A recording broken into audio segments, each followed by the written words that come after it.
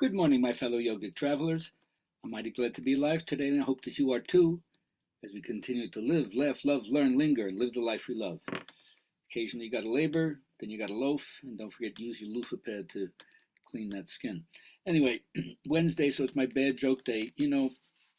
Every tradition has people in it that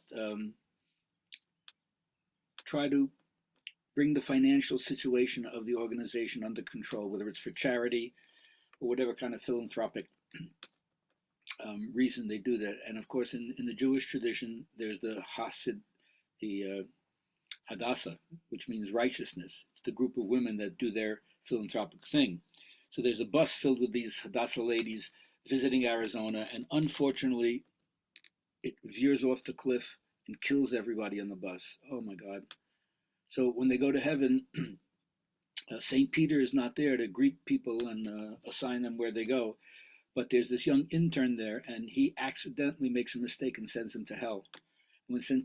Peter gets back and realizes, oh, this is a mistake, immediately goes to God. God says, listen, I'll rectify this.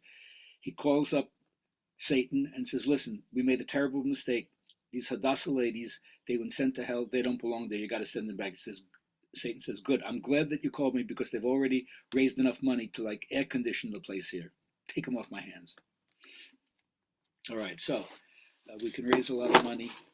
People do that all the time.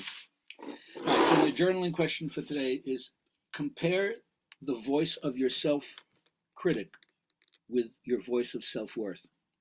And then you'll find out who's winning the battle. Let me know what you think about that. All right, every day, I keep reminding you, I hope you spend some time in silence, finding what it's like. Even if you have difficulty sitting, do it every single day. Chip away at it, bit by bit, until you don't have to bother about your body. And then when your body isn't capturing your attention, then you can realize that power collects around stillness. Great little mantra. Power collects around stillness. And then to whatever degree you experience peace when you're sitting, the idea is to keep your mind in that state for the rest of the day. Now, I'm always interested in understanding what it means for me to keep connecting to my understanding of spirit. And just like a 12-step program, it evolves as your understanding of life itself evolves, hopefully. But I always work with the thoughts that feel the best because those are the thoughts that connect me to spirit, or sometimes I call it source energy. Sometimes the word spirit could be a buzzword for people to turn them off. But I also recognize other people's behavior shows me they're disconnected from the source, disconnected from spirit. And I don't want to use anybody else's behavior as an excuse for me to disconnect from source energy or from spirit. So I accept these ideas and I work on them practically every single day. The future is your present thought made manifest. It's based on your own habitual thinking and beliefs. So what's going to happen in the future? It's in your mind right now. So I claim that the intensification of my own intelligence is going to lead to my good. I believe it, I accept it, and then I live life expecting the best to happen. Always. The affirmations and the things I'm talking about are beyond sectarian differences. It's totally a non-denominational affiliation. That's why I believe, as Joseph Campbell does, that the images of mythology are pointers to the spiritual powers or potentials we have inside ourselves, and all mythological teaching doesn't point to facts. It points to that which informs the facts.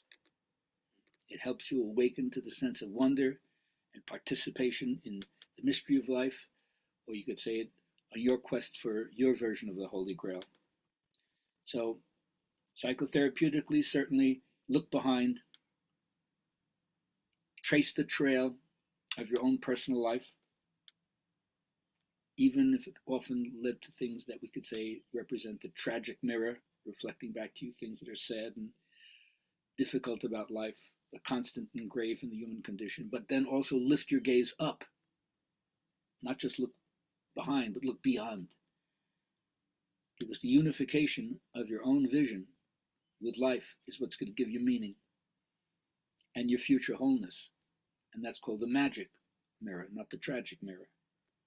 And I hope it teaches you all how to have the right struggle, because no one can avoid the conflict, right? Conflict is the beginning of consciousness. So I hope you all learn what that is, find the right trouble for yourself, and then believe in yourself so you can contribute the very special gift that you have that the world needs so badly.